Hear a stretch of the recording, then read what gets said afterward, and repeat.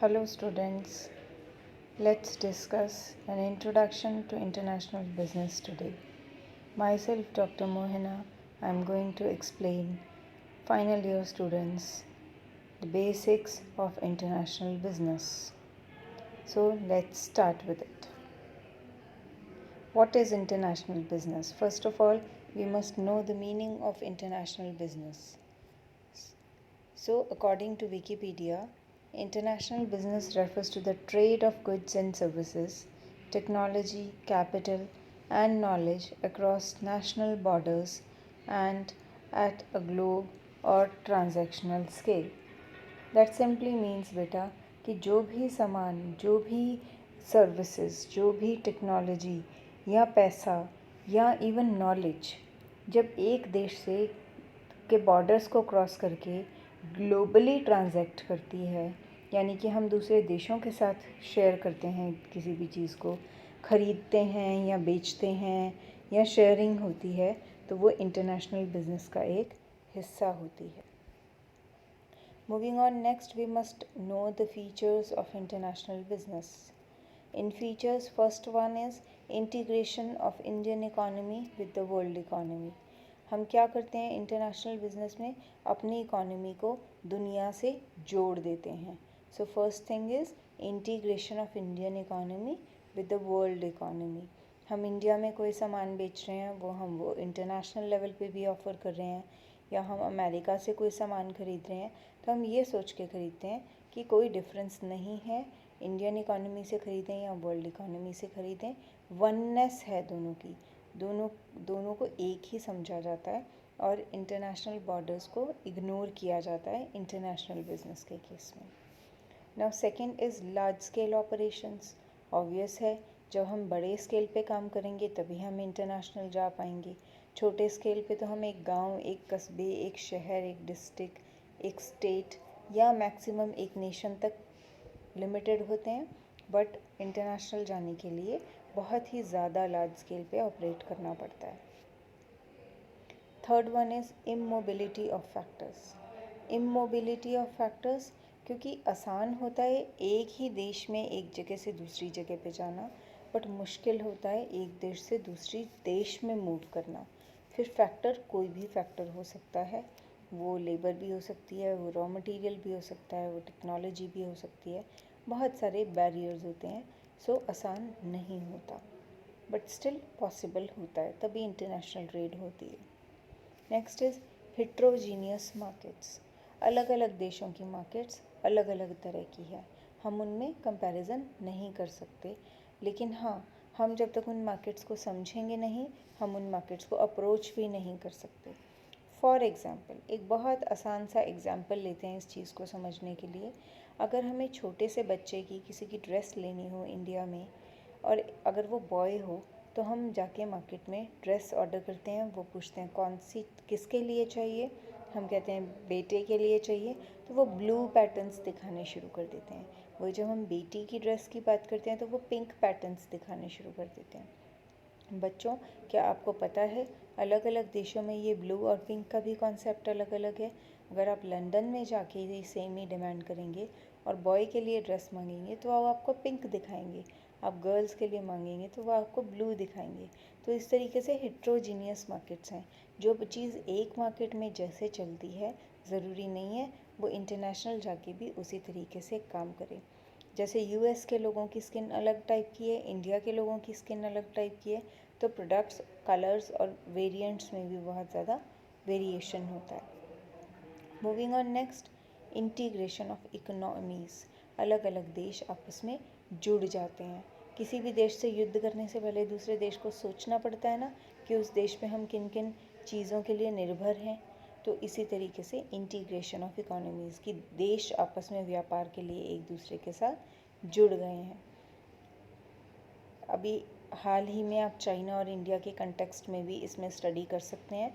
इसकी डिटेल मैं आपको नहीं बताऊंगी, मैं आपको एक इनिशिएटिव दूंगी कि आप इंडो चाइना रिलेशनशिप पे इन्हीं सारे पैरामीटर्स के बारे में एक बारी विचार विमर्श करें, डिस्कशन करें और मेरे साथ भी उसके बाद अपने विचार साझा करें. लास्ट पॉइंट इस कैटेगरी में है dominated by developed countries and MNCs। Obvious है, बड़ी मछलियाँ सागर में राज करती हैं, वैसे ही डेवलप्ड कंट्रीज़ जो हैं या जो बड़े बड़े मल्टीनेशनल कंपनीज़ हैं वो डोमिनेट करती हैं इंटरनेशनल बिज़नेस को। वो छोटे और बाकी के नए उद्योगों को, नई इंडस्ट्रीज़ को जल्दी से पनपने नहीं देती, क्योंकि उनका जो मार्केट शेयर है वो बहुत ही ज़्यादा होता है। So I hope you are very clear about features of international business. Moving on next, features ही कंटिन्यू हो रहे हैं आगे। Beneficial to participating countries. अब इंटरनेशनल हम क्यों जाते हैं? सब अपने अपने फ़ायदे के लिए जाते हैं, किसी को सामान खरीदना है, किसी को सामान बेचना है। सो अल्टीमेटली सबका पार्टिसिपेशन होता है और सबके लिए फ़ायदेमंद भी होता है। कीन कंपटीशन। अब एक छोटे से अगर शहर में आपको बिज़नेस करना है तो कंपटीशन फेस करना पड़ता है। तो जब हम कई देशों के साथ compete करेंगे तो कंपटीशन का लेवल बहुत ही ज़्यादा हाई होगा, बहुत रेज हो जाएगा। नेक्स्ट है social role of science and technology, special role of science and technology. Obvious है, जो साइंस और टेक्नोलॉजी में बेहतर होगा वो सबसे आगे होगा। अभी कोविड-19 के कंटेक्स्ट में अब चाहे वैक्सीन्स की बात करें, चाहे आप मेडिसिन्स की बात करें, चाहे आप रिकवरी मोड की बात करें, जो भी साइंस और टेक्नोलॉजी में ज़्यादा अच्छा काम कर रहा है वो बेटर तरीके से प्रॉब्लम्स को डील कर रहा है। इसी तरीके से इंटरनेशनल मार्केट में जब आपको प्रोडक्ट्स बेचने हैं तो आपको साइंटिफिकली और टेक्नोलॉजिकली बहुत ज़्यादा स्ट्रॉन्ग होना ज़रूरी है, क्योंकि वहाँ सारे बहुत ज़्यादा लर्नर्ड लोग हैं। वहाँ आप कुछ भी कह के प्रोडक्ट्स नहीं बेच सकते, वहाँ आपको अपनी कैपेबिलिटीज़ को साइंटिफिकली प्रूव करना पड़ता है। Next is sensitive nature. Sensitive तो है ही। अब इंडो चाइना का अगर रिलेशनशिप चेंज हो रहा है तो उनके बीच में होने वाली सभी डील्स को भी बेटा वो इफ़ेक्ट कर रहा है। कुछ लोग जो डील करने वाले हैं वो डील्स को रोक देंगे, जिन्होंने डील्स कर ली है वो हाईली टेंशन में होंगे कि किसी टाइम पे भी सिचुएशन चेंज हो सकती है।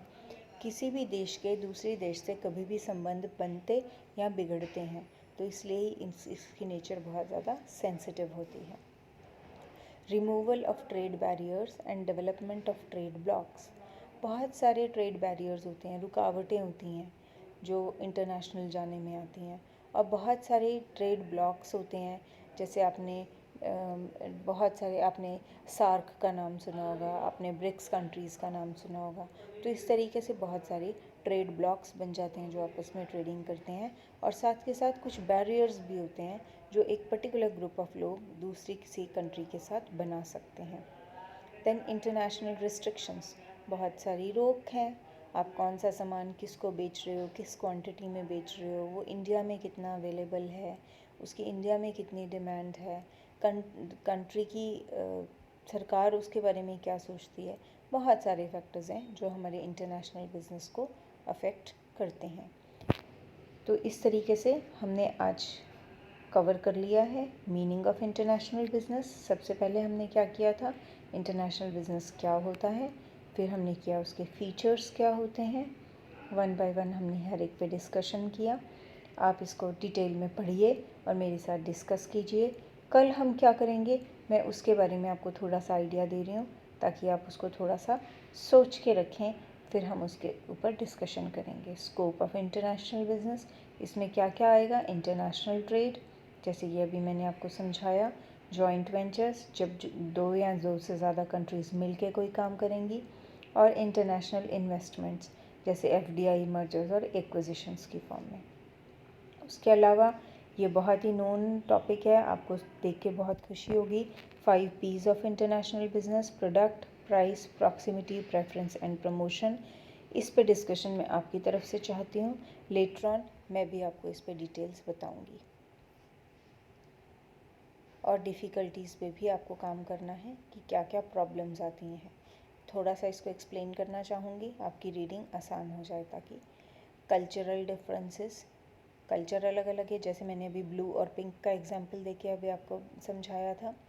Difference in accounting standards and practices, जैसे इंडिया में अकाउंटिंग होती है, ज़रूरी नहीं है अमेरिका में भी वैसे ही अकाउंटिंग हो। हालांकि इस पे काम चल रहा है कि सबको इंटीग्रेटेड एफर्ट करके एक जैसा बना दिया जाए अकाउंटिंग स्टैंडर्ड्स को भी, बट स्टिल अभी अलग अलग कंट्रीज़ के अकाउंटिंग स्टैंडर्ड्स अलग अलग हैं। लैंग्वेज बैरियर्स, एक देश को दूसरे देश की भाषा नहीं पता, उसके भाषा का एक्चुअल जो भी उसके पीछे छुपे भाव हैं वो नहीं पता, तो डील करना मुश्किल होता है। मोर रिस्क इन्वॉल्व, इसमें रिस्क तो है ही, हम डिस्कशन कर चुके हैं। Difference in consumer taste and preference, अलग अलग देशों की विचारधारा और टेस्ट और प्रेफरेंस अलग अलग होते हैं। जैसे इंडिया की वर्किंग वुमेन कुछ और तरीके के कपड़े पहन के निकलती हैं, यूएस में कुछ और ड्रेस कोड होता है, मल्टीनेशनल कंपनीज़ में, इवन इंडिया में भी अलग अलग टाउन्स में आपको अलग अलग वेरिएशन मिल जाएगा लोगों के रहन सहन में, पहनावे में और परचेजिंग हैबिट्स में। तो डिफरेंट कंट्रीज़ में तो ये डिफरेंस बहुत ज़्यादा होता है। So thank you so much for being such a patient listener and do the chapter really well, and I hope this will help you a lot. Thank you so much.